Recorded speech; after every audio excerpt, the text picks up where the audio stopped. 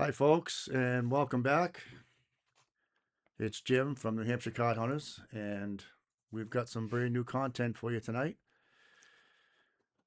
In this video, we're going to be opening up some 2021 Topps Chrome update. As you can see right here, 2 mega boxes of it. So we'll hopefully be able to get something good out of there.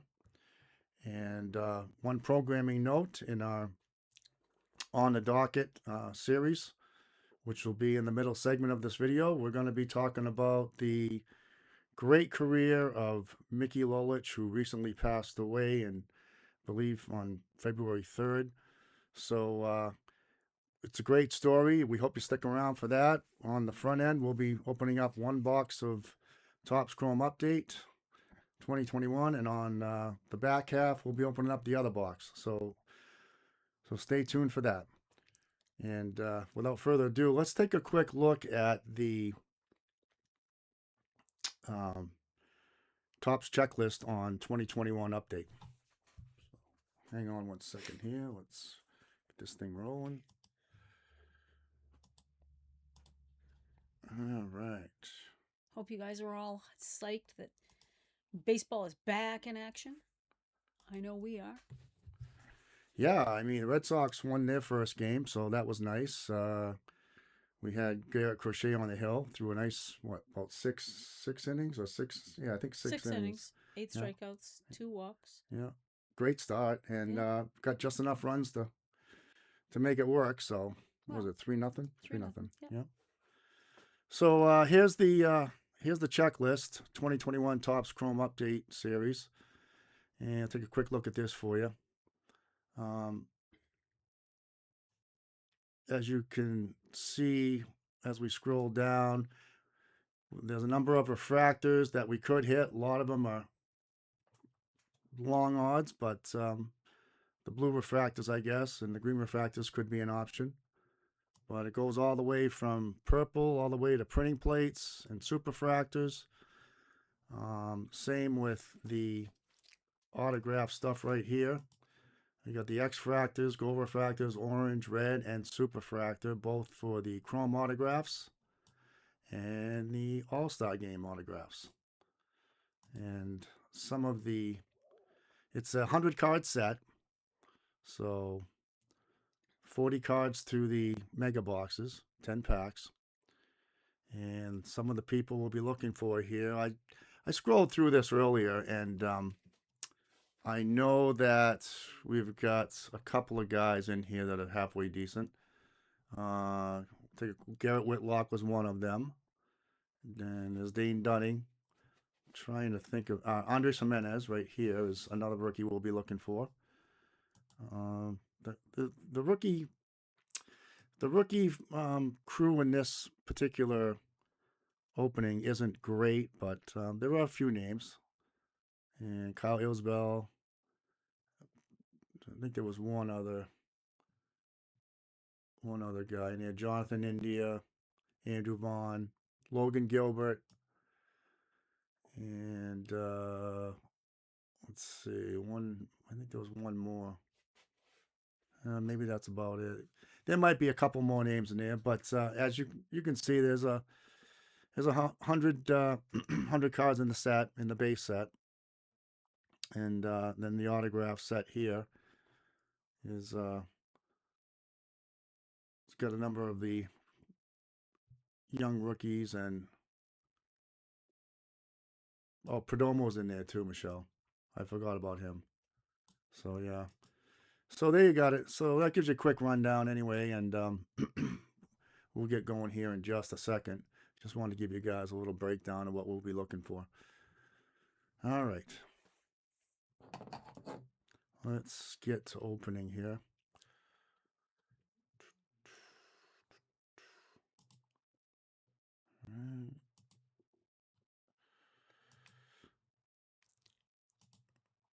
Okay, let's get started.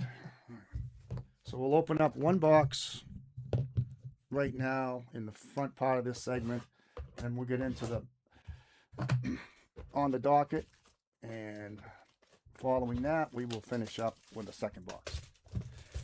Thanks for being with us tonight. We get the First Lady of Baseball with us, Michelle. As always, along for the ride. And let's see what this first box is going to give us.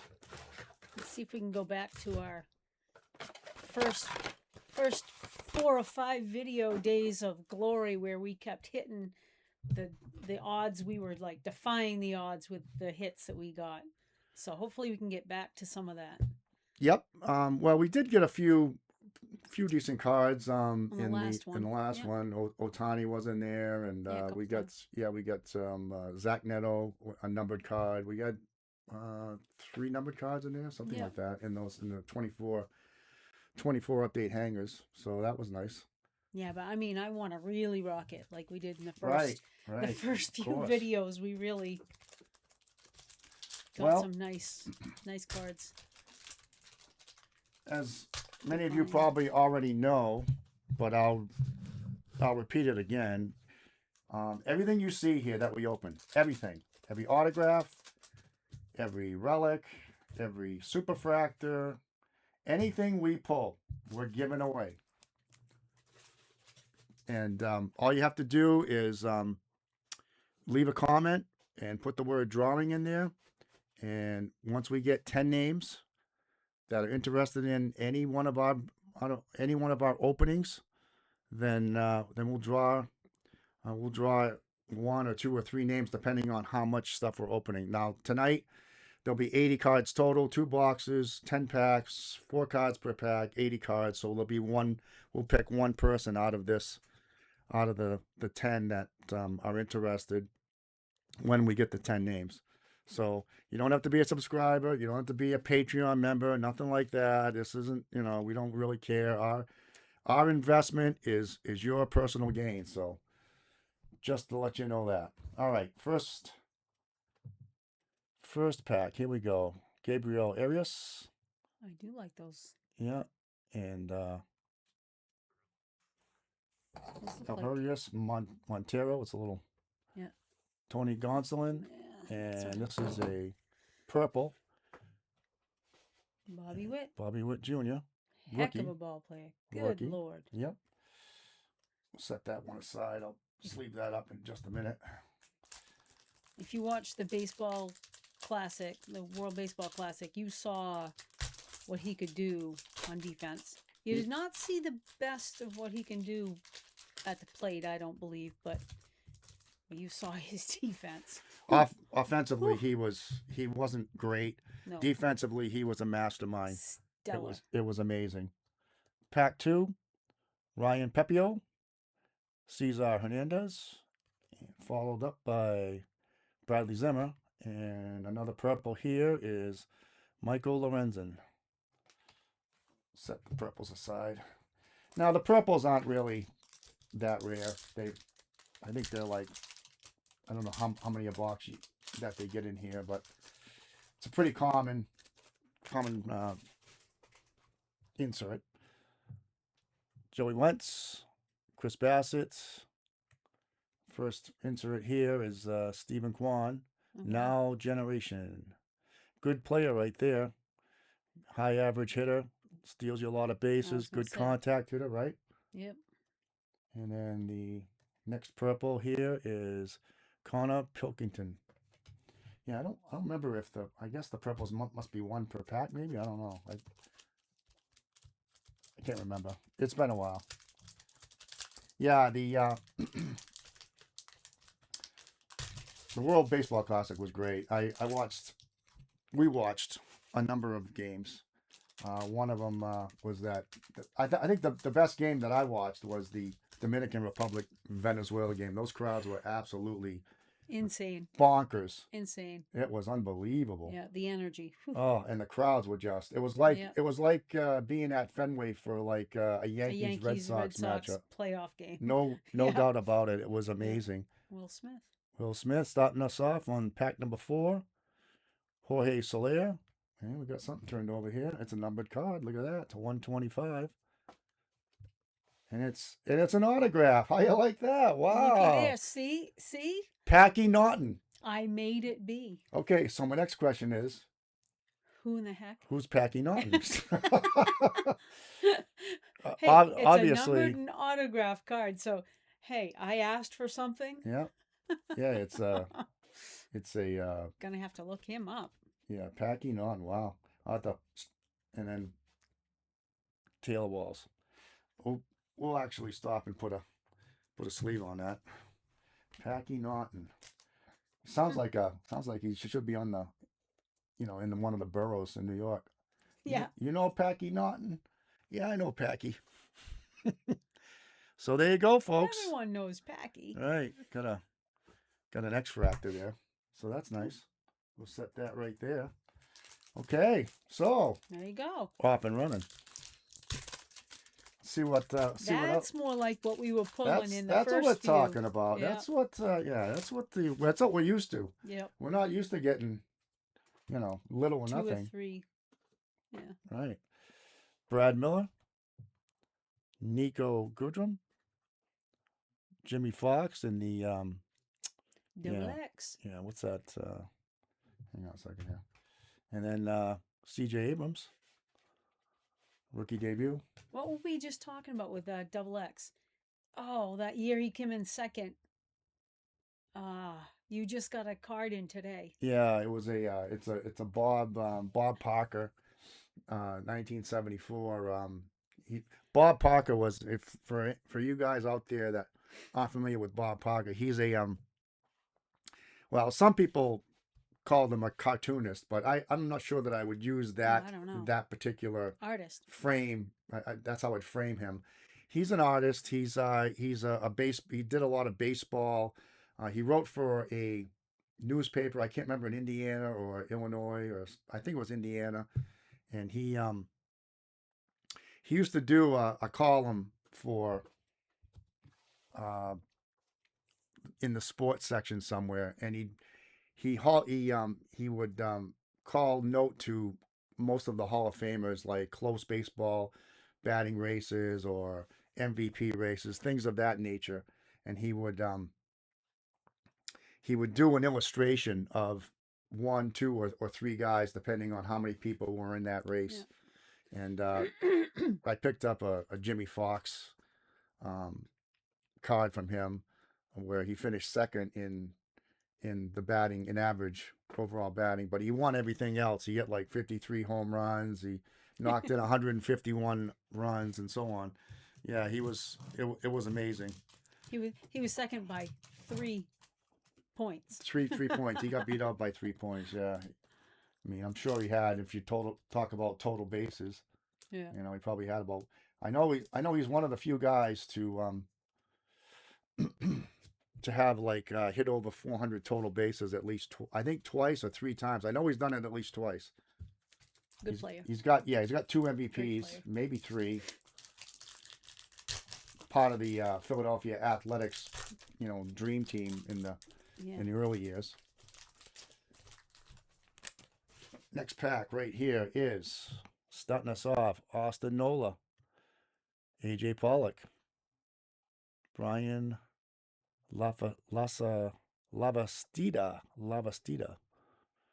Another guy I'm not real familiar with. You? Lavastida.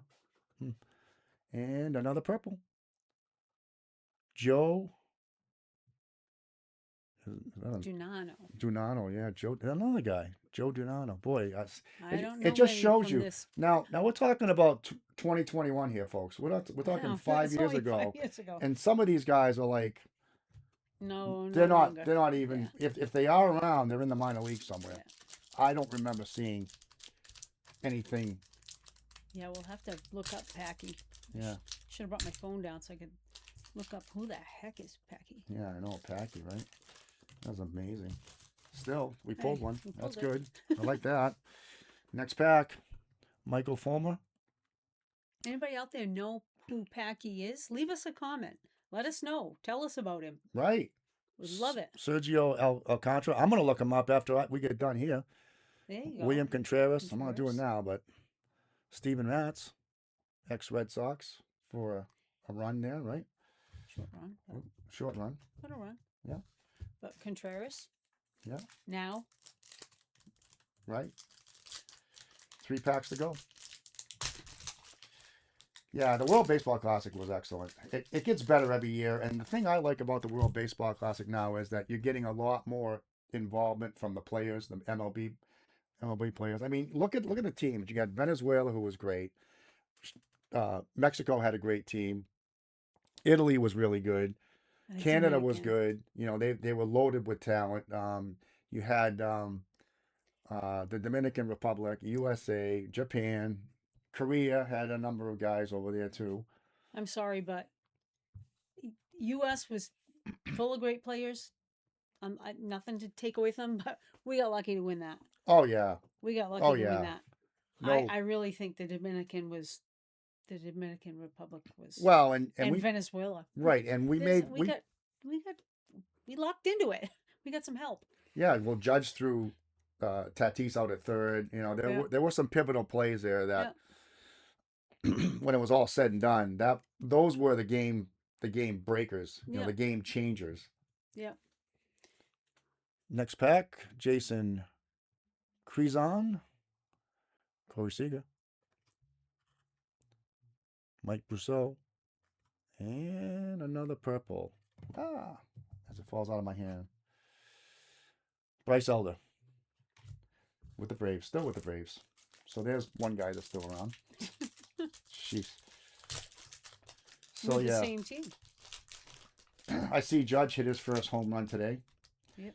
along with Mike Stanton. They accounted for all 3 runs. Judge had a 2-run shot against the Giants. Next, didn't we just see this? Pipio. Pepio, yeah. Joe Perez, and another generation now. Bam. Shane Boz. Slide that over there. And a purple, Alec Thomas. Boy, Arizona got beat up pretty good last night there. They were taking it on the old Chinarino. Hung with them for a while. No, it was right. It was close for I And don't then know they till the just, fifth, right? I As think soon it as was like that. Zach, starting pitcher for Gallon. Zach Gallen, got knocked out. Yep. You know, and I heard some people beating up on Skeens in his first start, but I got to tell you, folks, I don't know if you watched that game at all, but Skeens in the first inning gave up 2 bleeders. I mean, one was a little bleeder, um, a little outfield hit, little Texas leaguer, and then there was a second one that was like just like a little swing and bunt down the third base line. He had a couple walks. His defense was primarily responsible for Yeah. for all most of the damage that was done. He should have been out of that inning with maybe a run, given up, maybe 2 at the most, but he ended up giving up 5 runs and they knocked. Well, they didn't really knock him out. No, They took just him took out home. because he had at that time he had 47 pitches in the inning. 37. 37. Okay. Yeah. Anyway, yeah, he got railroaded in that start. I mean that's on the defense. Yeah. All right, last pack of this box: Shane Boz, Josh Winder, Matt Duffy, and Felix Bautista. The Orioles closer. I think it's closer. Yeah. All right, so we got one autograph anyway. That was a nice little start, and Yep. it's not bad for not necessarily the best name in the world, but we got one. Right. So anyway, yeah, so that's a good start. We're gonna take a little break right now. We're gonna move into our middle segment, and I just want to talk for a minute about this player. And as you probably have noticed on the thumbnail that it's Mickey Lolich that we're talking about here. But every once in a while in Major League Baseball or in any sport, you see a guy that meets all of the qualities, has all of the intangibles, has the right makeup and the right thought process to be in the game. He's what I would call a gentlemanly player, but when he's playing the game, he's all serious, and there's a next level serious to him that I think is hard to find in a lot of players in any decade of baseball. There are some out there that you can point to, guys that show up every day, play with grit and desire, and the ability to carry a team on their shoulders.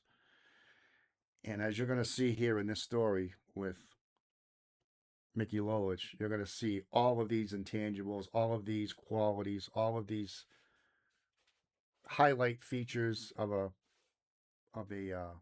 abilities, skill sets.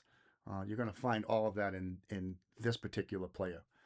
So let's get into this slideshow we've made up for you here, and you can follow along with us.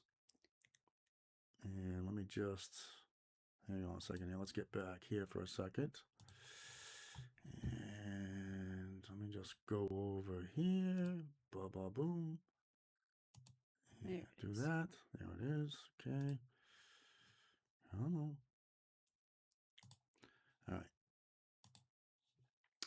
And we'll transition in. Here we go. Yeah. Okay. I want to go back here. Let me just get back here for 1 second. Yep. I just want to, from the beginning, slideshow. Okay.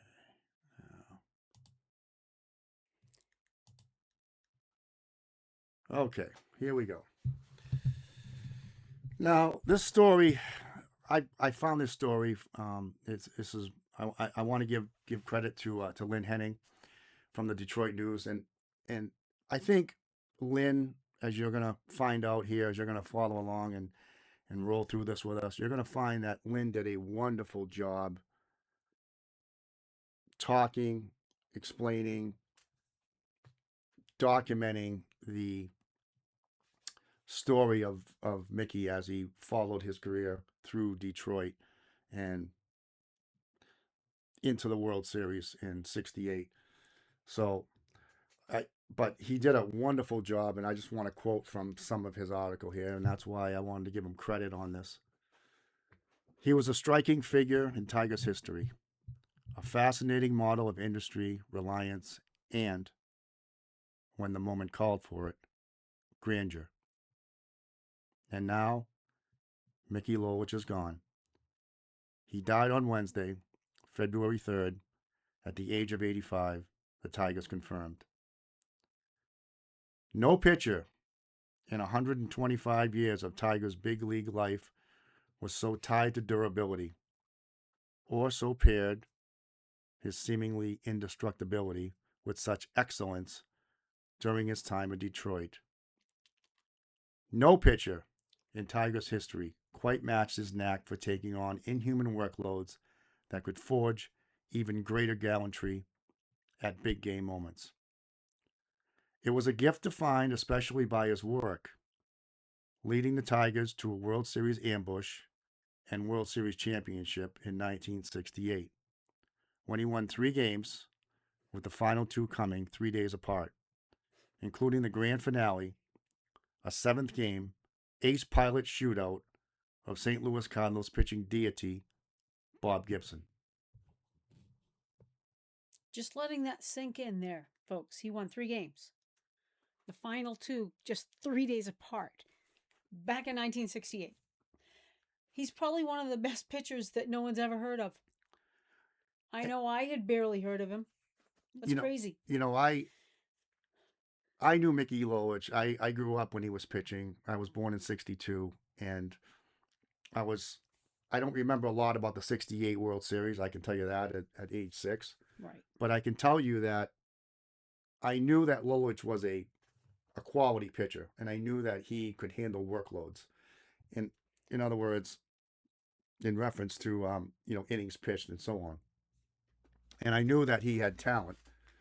So I mean, it wasn't like he couldn't get people out or he couldn't win games. He did plenty of that. And like any good pitcher, if you are, let's say, a really talented individual, that's only half the battle. You need a team around you to help you win games, to make you get to that next pedestal in your career. and Nolan Ryan's another example of that. A Right. guy that played for some pretty bad teams, Yeah. and because of that, probably cost him, probably 40, 50 wins, I bet, anyway, with those Angels teams. Yep. Destined for greatness.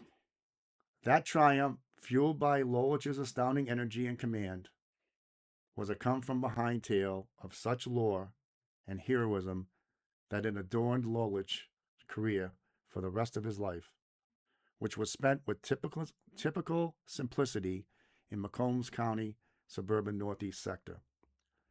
Lolich pitched 16 big league seasons, with the first 13 from 1963 through 75 spent in Detroit. Throughout the years came performances that invited one to ask if Lolich was flesh and blood or steel and bolts. One season, as much as his wizardry at the '68 World Series, to find Lolich's okay, let me see if I can say this word right. Indefatigability. Defagability. There we go. 1971 was the year when he threw an astonishing 376 innings, folks. 376 innings. Just let that sink in for 1 second. Nearly 3 times a typical starting pitcher's quota, and struck out 308 batters. He pitched 327 innings in 1972 and 308 in both 1973 and 74. It was as if he had his own take on what the body could do. I want to stop right there for a second, because I just think we need to have a little conversation about that. So think about this. How many pitchers do you know who could ever attempt to throw, never mind 376 innings, but 250 innings?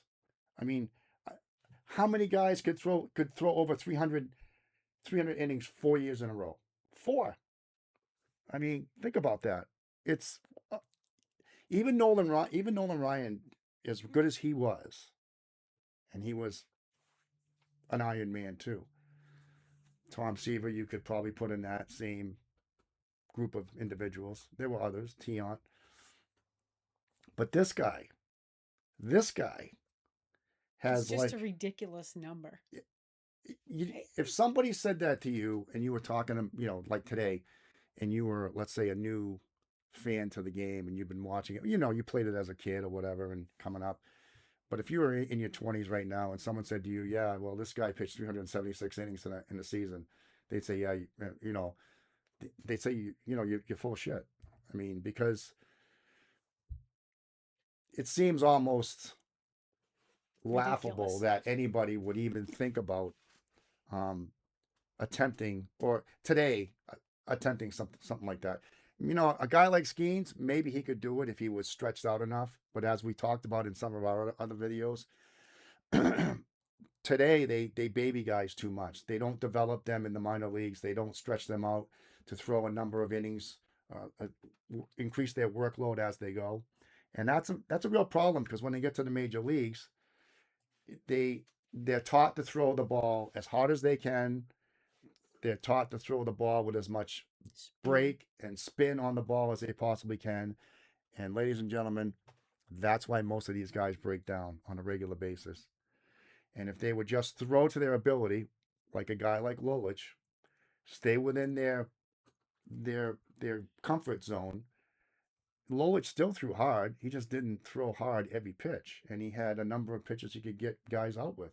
And as a lefty, well, not originally as a lefty, but as a lefty, and we'll get into that in the video in the slides, which is something else that makes him really amazing, right? You're talking. This guy's like one. He's like one of those guys where you get struck by lightning twice. You say, well, no one ever gets. The odds of you getting struck by lightning are X amount of Right. millions to one or whatever. you got more chance in dying in a plane crash. But yeah, Shouldn't use that analogy nowadays. no, no. I mean, That's kind of scary. with all the Those plane odds of crashes getting going up and on, up. right, Yeah. right. Anyway, But sorry. anyway, I just wanted to talk about that for a minute because I feel like You might have just the glossed gravity over that. the gravity of the situation there, it's like next level. You won't see it ever again, No. most likely, unless they figure out, unless Major League Baseball really can figure out a way to entice more pitchers to throw lower, well, I shouldn't say lower speeds, but regulate their speeds more. In other words, instead of throwing 25 or 30 or 40 99-mile-an-hour fastballs, maybe you throw 5 or 6 or 7 when you need them. When you got Right. somebody on the hip, or when you need to get a strikeout with men on base, that type of thing. I think then, you know, you could make the case for that. All right, let's get back here. All right. And let's go to the next slide. World Series MVP. It had been an unwieldy, colorful, sometimes distressing path Lolich had traced ahead of that crowning moment in St. Louis on October 10th, 1968, when he jumped into catcher Bill Freehand's arms. It's an image that became, and has remained, all of these years later, one of the most famous photographs in franchise history. Soon after the final out, the champagne corks popped in the Tigers clubhouse. Lolich, in the process of winning a new car as World Series MVP, also had upstaged his pitching mate and sometimes irritant Denny McLain, who during the regular season that year had won 31 games. Folks, you had a guy throwing 376 innings. You also had a guy winning 31 games. Still the only pitcher since Dizzy Dean did it in 1934 to bag 30 victories in a single MLB season. Lolich all but shrugged. The World Series was important. The personal celebrity, less so. He was a persona that helped. His was a persona that helped make Lolich a Tiger star, as unassuming as he was remarkable. I wish I would have met this guy. I really do. Because he must have been great to talk to. With a rat-a-tat-tat giggle that was a dead giveaway for a man who loved humor, even at his own expense, Lolich was relaxed more than low-key.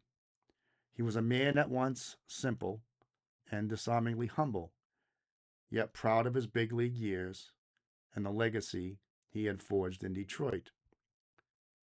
His career, which included late stints with the New York Mets and San Diego Padres, flirted on the fringes of Baseball Hall of Fame consideration and might someday win for him a plaque in Cooperstown, posthumous plaque in Cooperstown.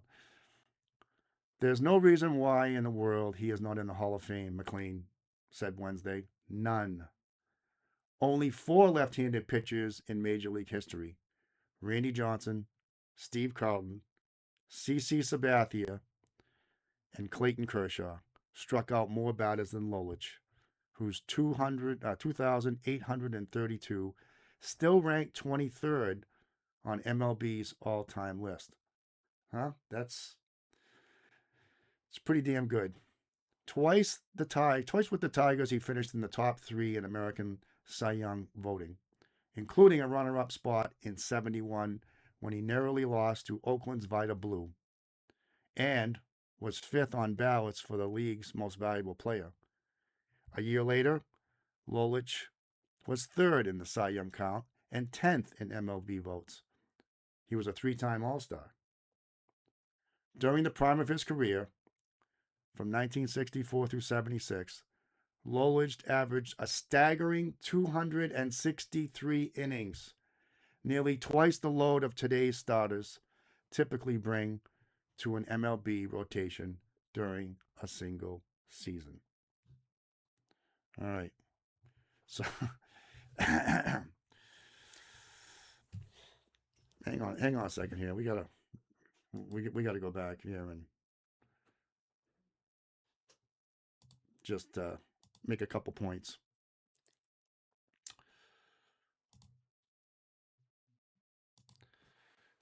Think about that for 1 second. I want now. First of all, I want to ask you, how much do you think a guy like Mickey Lolich, if he was pitching today, Oh my God. how much do you think he could make? How much would they pay him a year? Now think about all of these guys that are currently pitching. You know, Yamamoto and Garrett Cole and Paul Skeens and all these guys that are making, well, Skeens isn't making big money, but Yamamoto is, and some of these other guys. Lolich is better than all these guys, every one of them. I mean, he should be. I bet they'd pay him 60, 70, 80 million dollars, right? I mean, he pitches 260 through the prime of his career. He pitched 263 innings a year. He never got hurt ever. No Tommy John there. No. It's just mind blowing, is what it is. And the funny thing is, as much as he could make, he wouldn't care as long as he liked his teammates. He was gonna have fun. Yeah, I mean he was gonna work his ass off, but he wanted to have good guys, have fun. You know, very humble, very unassuming. He'd probably be one of those guys like your, I guess, uncle or something like that. You know. well, no, I was gonna say like Tom Brady, who would say, "Oh, forget me. If we can get this person that I really, really like and I think would be great for our team, I'll take less if you can give him more, so that we can have him." He'd be one of those type of players, not one of these, oh, I've got to get more money than that person, or Juan Soto. Juan Soto. Oh, yeah. Anyway, there's a number of guys out there. There's a lot of guys now that it's all about the number. It's like an ego. It's not like an ego. It is an ego, and this guy would, okay, you're gonna give me all that money. What am I gonna do with all that money? I mean, he just, from what I've read about him and what we've learned about him, you could offer him money to go to a different team, and if he really liked the team he was on, no thanks. Well, I'm good. when they when they traded him to the Mets, he stayed there one year, but I think he hated the pitching coach or whatever, and he just decided that rather than honor his contract, he just retire. Yeah. So he retired for like a year or a year and a half, something like that, and then he went and he pitched for the Padres at the end of his career. But I mean, think about this guy. Think about what he did. I mean, finishing second and third in the Cy Young, throwing 376 innings in the season, 4 times throwing over 300 innings in a season. It's crazy. Yeah, and it gets better. So Yeah, so it let's does. so let's keep rolling here, and get back to the slideshow.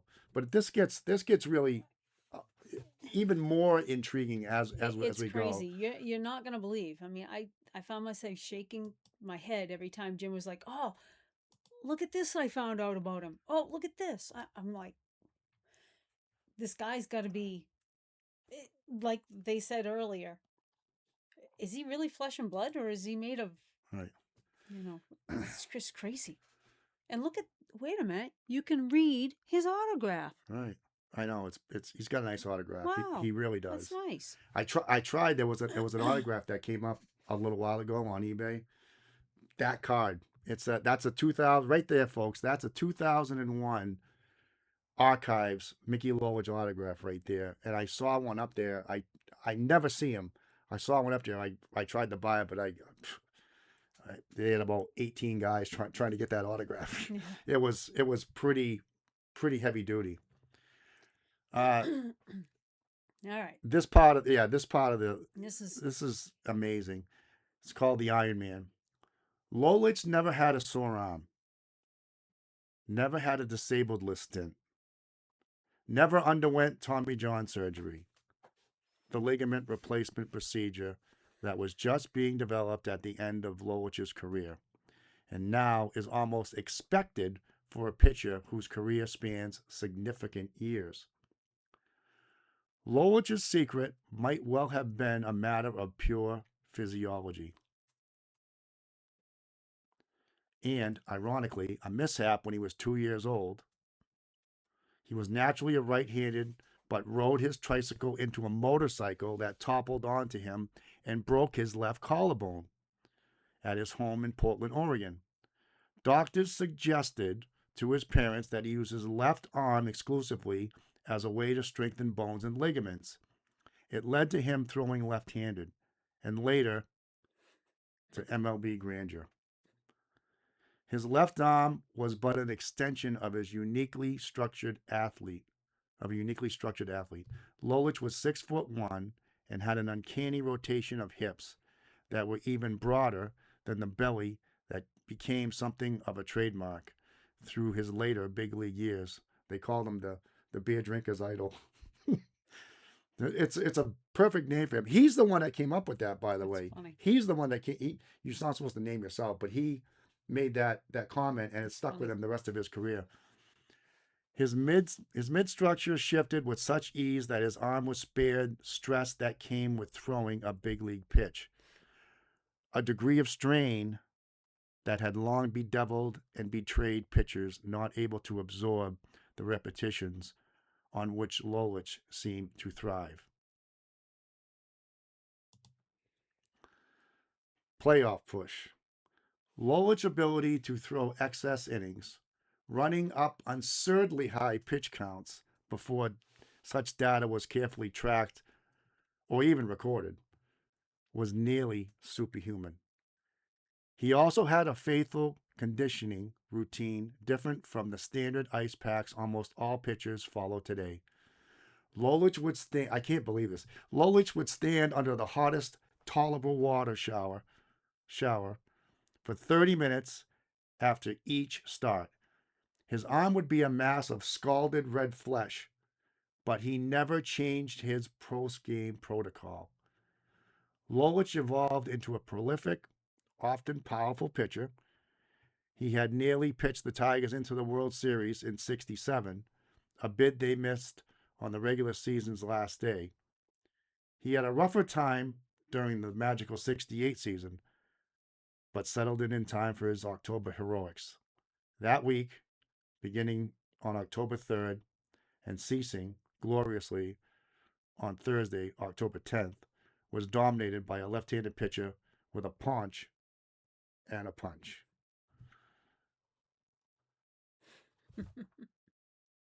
Let's just stop there for a second. I just want to talk about The standing under the hot shower for 30 minutes while your skin is getting scalded. Ugh. now. Yeah, I mean, you're talking about it kind of makes sense a little bit to get Hot. the heat Yeah. on your arm, but for 30 minutes, and because he was so successful doing it, right? How come nobody else has ever thought about doing this? I want to know why nobody else in Major League Baseball, somebody else must have seen this story and seen what his conditioning routine was. Even his teammates, right? Willie Horton, Dick McAuliffe, all those guys, Denny McLain, they all knew what he did every start.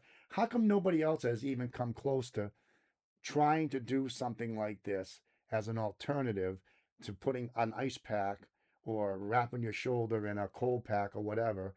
Why hasn't anybody else ever tried this? Does that seem funny to you? Well, yes and no. There must be some science behind why they use ice rather than heat, but I mean, it worked for him. Does it mean it's going to work for everybody? No. But, you know, But couldn't you at least try it and see if it, I don't know if I could try it. 30 minutes? well, yeah, but Scalding I hot? mean, okay, maybe you could do like 15 minutes or something, right? Something I like don't that. even know if I can do that.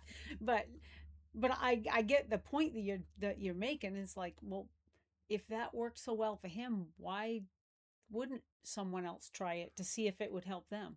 Right. And the other point here is if you looked at when that World Series started, the third and it ended the 10th, 7 days, right? This man pitched three games of that World Series. 3 games. Complete games in that World Series. So he pitched game 2, he pitched game 5, and he pitched game 7. So when he pitched game 5, he was probably pitching on 3 days rest, right? And then when he pitched on game 7, obviously it was less than that. So those two things stuck out to me. One, that it was, I don't think there were any off days there, right? That I can think of. I mean, I'd have to go back and look, but I mean, if it's the third to the 10th, right? Talking 7 days. Um, I just found that, yeah, they were playing in Michigan and they traveled to Missouri, so it's not a long way. It's not Right. going to coast. It's not like Boston. Let's say, LA. yeah, L.A. Right? Because at the time the Dodgers were out there, the Giants were already out there, and the Angels were out there, right? Okay, yeah. So, but I just the whole scalded, and he never changed his routine. He kept that the whole time. He must have had a reason for doing it. I mean, it must have felt different to him. Maybe when he got out, he didn't have any. Apparently, it worked all the soreness out of it. So I want to know why no one He else has couldn't even. feel it. Yeah, but he Hey, never had an arm injury, I know. as we saw I there. know. Never on the disabled list. No, Never, no Tommy John, nothing. And this guy threw over 300 innings 4 times. How does that happen? Right? I don't God, know. goodness gracious. Oh Someone my out there, God. again, leave us a comment if you if You you have ever tried it, well, or you know of it, or you know the science behind why not, or whatever. Well, leave us a comment. We love to learn stuff. Just, I well, mean, I mean, I've been around baseball quite a while, so and you have too. I've never heard of anybody doing this. And all the quirky, unorthodox, different types of things I've seen all kinds of different batting stances. I've seen all kinds of different throwing stances from pitching to fielding to um, you know in the outfield, whatever. I've seen guys um, do all kinds of weird things, not necessarily superstitious things, just kind of weird routines that they would do. Like sometimes I knew guys that wouldn't stretch at all. I knew other guys that stretched every day. I'd like to stretch out before a game, but only when I got warmed up, right? I didn't want right. to stretch cold. But I've never heard of anything like this at all. But No, anyway, I just found he's that an anomaly. it's an anomaly. There's Yeah. no question about it. And let's get to this next slide. We got a couple more for you. I just love this picture. I just love this picture.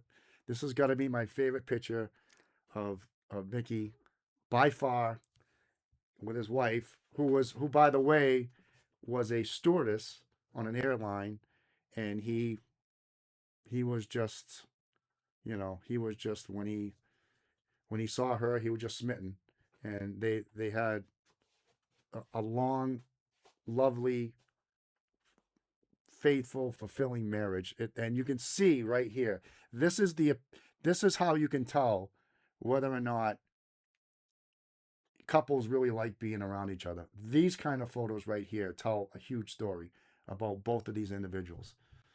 Yeah, and she's a wonderful person. Now, by the way, that photo, as you can see right there, was from 1972, and those 16 wins, I think it was 16 wins that he had there at that time.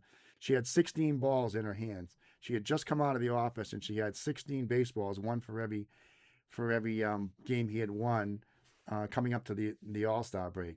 So he was in going to the All-Star break, and his wife had the 16 balls there to show for the 16 wins. At the All-Star break. Well, no, they were in Detroit there. Okay. They were in Detroit. Yeah, because you can see behind. You got the right. But anyway, World Series. Lolich won Game 2, in which he also hit a home run. Oddly, the only home run of his big league career, regardless of regular season or postseason. We were stunned. Just stunned, McLean said with a laugh. He hit the dog poop out of it. It was Lolich's turn to pitch in Game 5, that final Monday at Tiger Stadium. And he pitched another marvel, but only after Orlando Cepeda ripped him for a first-inning homer that gave the Cardinals a 3-0 lead and threatened to end Detroit's otherwise dreamy baseball that very afternoon. The Tigers rallied and won 5-3, with Lolich working the final 8 scoreless innings. They were headed for St. Louis, where they clobbered the Cardinals in Game 6 to set up a final showdown against Gibson, who that year threw 300-plus innings with a 1.12 ERA and who was about to win the National League Cy Young and MVP awards. And if anybody knows who Bob Gibson is, and I'm sure a lot of you folks do out there, there is no opponent, pitching-wise, that I think I would fear more. Maybe Nolan Ryan, but I don't think Nolan Ryan was as mean as Bob Gibson was. Bob Gibson was just mean when he's out on the hill. I don't really know that much about him when he was off the field, but on the field, this guy was all business.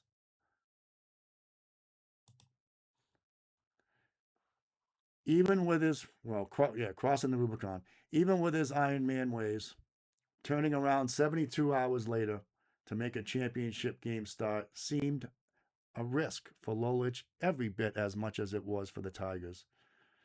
But this was the most important single-day baseball moment Detroit had faced since its last World Series championship in the World War II season of 1945. Mayo Smith, the Tigers manager, had seen enough. Lolich's phenomena to give it a try. Lolich was game, and he pitched, ladies and gentlemen, the game of his life. Only 14 pitchers have ever won 3 games in a single World Series, and just 2 have done it since Lolich in 1968. Randy Johnson in 2001, and Yoshinobu Yamamoto in 2025. And I just want to say for the record that neither of those guys pitched 3 complete games. Right. Only Lolich did that. Right. That is He got 3 wins. Yep. I just love that photo too. I mean, they're in St. Louis. You can see the crowd. They just stunned. Look at them, just stunned silence. I mean, there's a couple of guys like this guy here. He's got his hands up saying, "Okay, this is great," but everybody else is like, "What just happened here? What's going on?" And the game was close. It was 1-0 for a while, and then after the 5th inning, I believe, Mayo Smith would come up to Lolich and say, "Hey, do you got anything left? And can you go another inning?" And Lolich says, "Yeah, oh yeah, I can go another inning." And after he got done the 6th,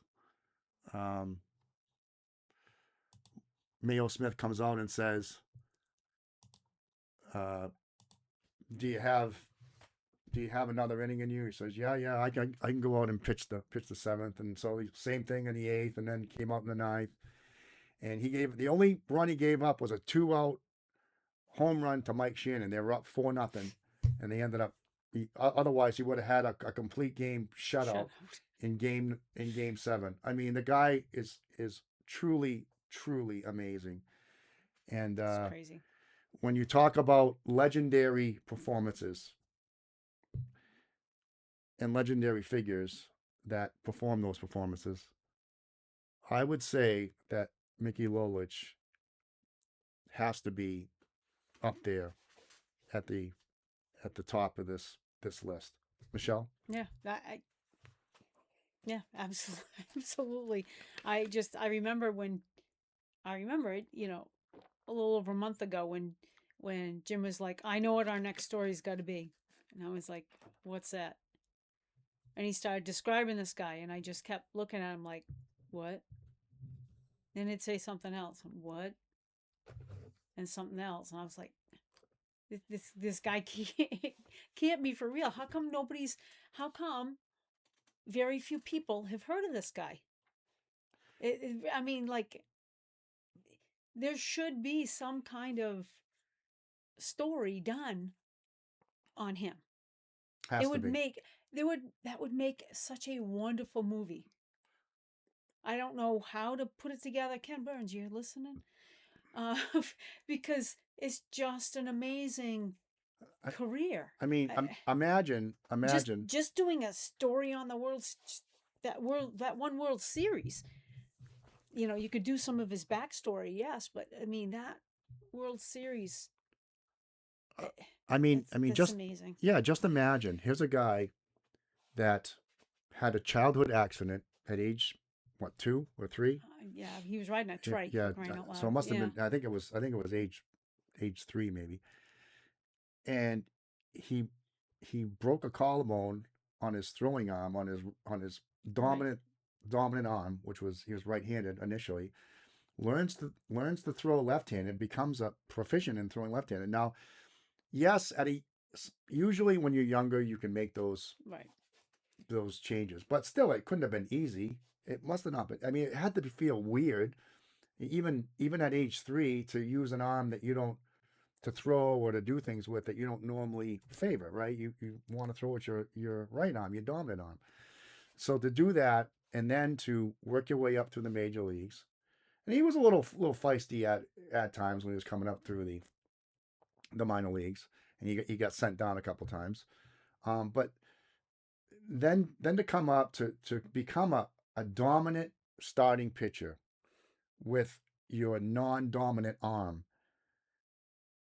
and to do what he did throughout his career, innings, wins, big wins, World Series wins. I mean, to get your team there, to get them in position to win a game, to win a World Series, to keep you from losing. I mean, they were down 3-1 when he pitched in game 5. So they were down in that series. They were one loss away from getting knocked out. And there aren't many teams in World Series history that have come back from a 3-1 World Series deficit. The Tigers are one of them. And thanks to Lolich, three wins, outshined a guy that won 31 games in his teammate. I mean, think about that. It is an amazing story. Yeah, it is. Just how he got there, his his training regime, how he post game, how he recouped his arm, all that with the scalding hot water in the shower. I mean, today you could probably get into a hot tub, right, and keep it, let's say, 80, 99, 100 degrees, and just keep it right by the jets, Right. right, and just do it that way, But back in those days, come on, it Yeah, was it's crazy. it was a hot shower or nothing, right? Right. I mean, you didn't have too many. I guess you could get Hot like a shower and ice yeah. Well, or you an could ice get bath. you could get a, let's say, a kettle of hot water or something. Oh, Heat it up over yeah, no, a no. stove, and then put it in a bucket or something. You can put your shoulder in there if you get it down low enough. No, But you'd soak towels and then throw them on there hot oh, until they cooled, and then soak towel and throw them on there until it, they that's got like cool. I mean, that's how they would have done it. yeah, If but if that's like being um accosted. yeah, We're gonna throw scalding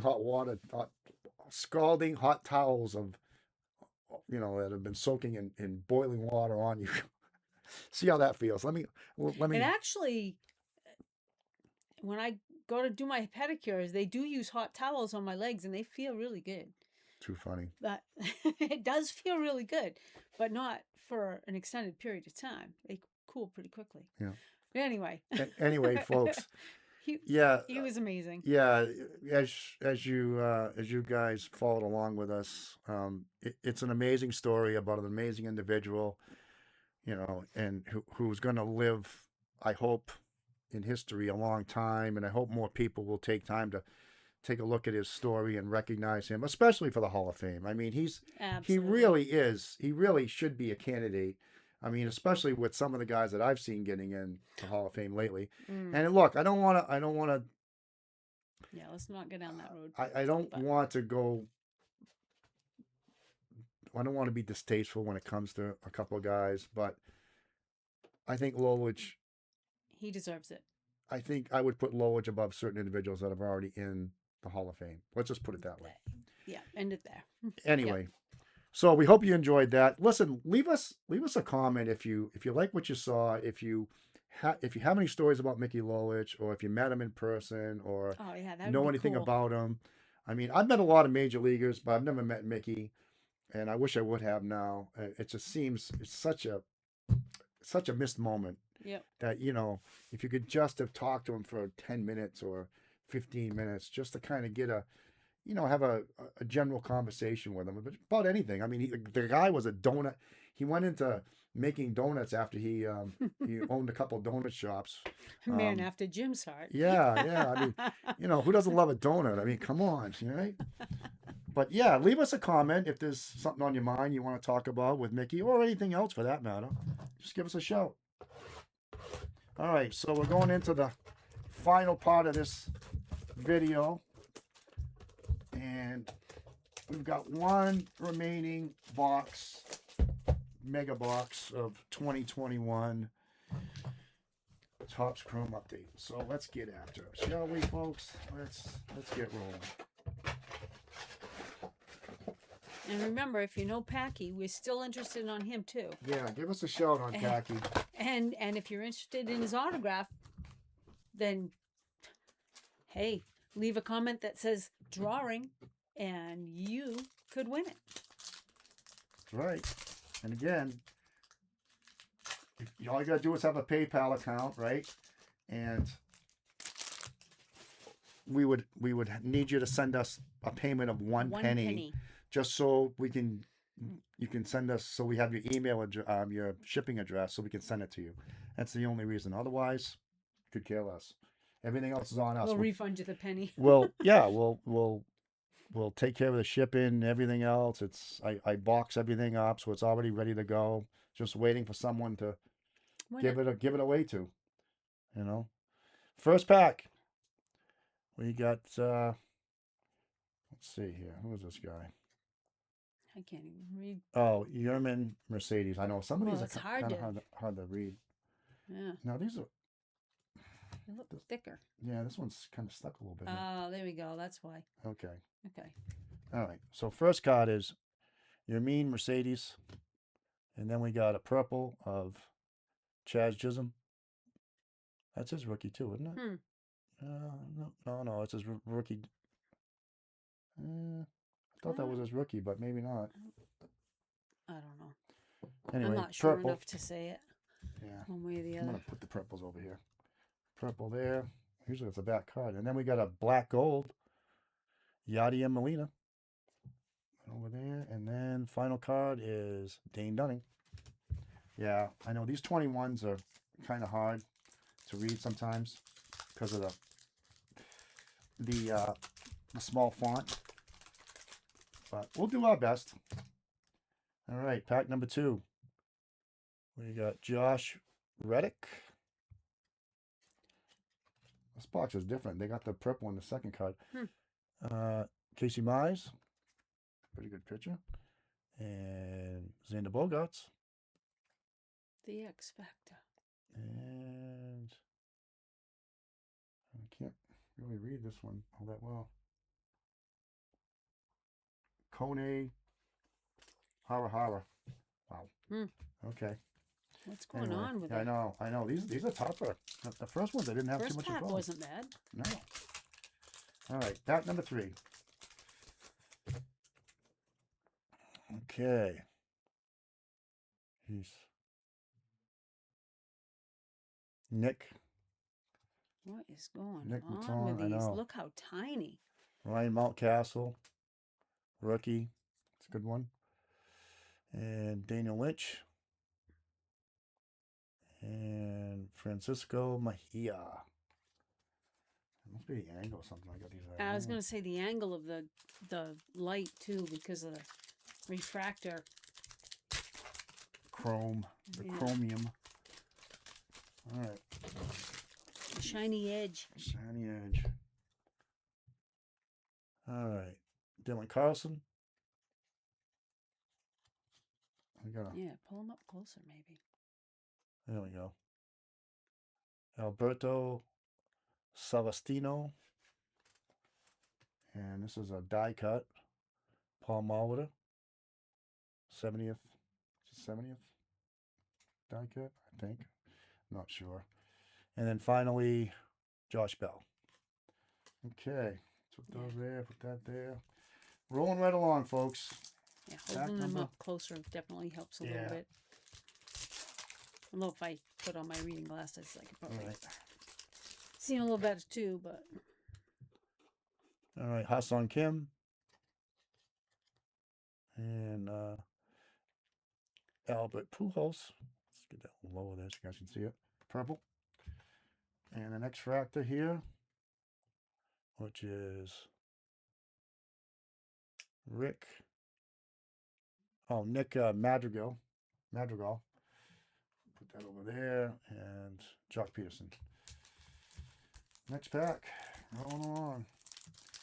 Folks, thanks a lot for stopping by and checking out our video. Really appreciate it. And if you got a moment, you could, if you want, give us a like, and love to have you along if you want to subscribe. Christian Pache leads us off with this pack. And Honeywell, Brent Honeywell. And then Jared Kelnick. And last but not least, Chris Rodriguez. A lot of these names I don't recognize though. It's funny how, just a few short years, most of these guys are probably out of the game. Not all of them, but a fair number. Next pack. Tyson Miller. And a purple. That's Jonathan India. Rookie debut. And what do we have here? Another black Bryce gold. Harper. Bryce Harper. Nice one. that's a good one. Yep. And Chisholm Jr. Debut.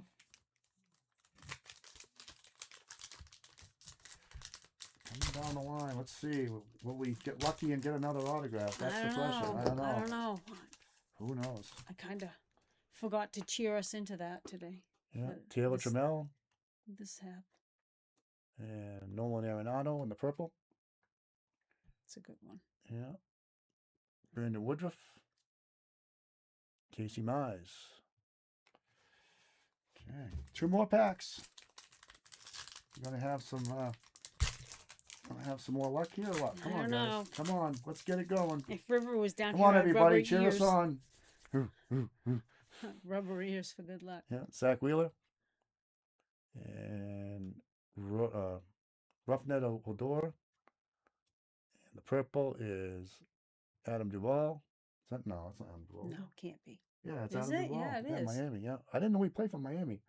Huh, Adam Duvall, yeah, purple. They are hard to read. And Daniel Lynch. Not all of them, but some of them. Last pack. Final pack of the video. What will happen? Let's go. Let's go. Let's get it going. And we're going to start off with Marcus Semien, followed by Michael Taylor for the purple. And, that's a good one. A Die cut. Satchel Paige. Wow. Die cut, yeah. Yeah. I think this is 70th anniversary die cuts here. Yeah, because 26 is 75, right? So 70th die cut. That's a nice one, a Satchel Paige, though. St. Louis Browns. That's a beauty. And the last card of the pack, of the box, is Gilberto Celestino. which I don't recognize him. Played for the Twins. I don't know where he is now. So we did get the one autograph right here. Our old friend Packy Naughton. And got a number of purples and some black golds in there. I'm not going to go through all of them, but if you're interested, you can rewind the video a little bit and check it out and find out if you want to get in on the drawing. And again, it's free. There's no cost. You don't have to be a subscriber. You don't have to be a Patreon member. You don't have to do a channel member. Nothing like that. Just leave a comment with the word drawing, and once we get 10 people, we'll pick one person out of this group and send them along. Okay? There you go. So thanks a lot for being with us. We're going to cut it out right here, and until next time, we will see you later. So long.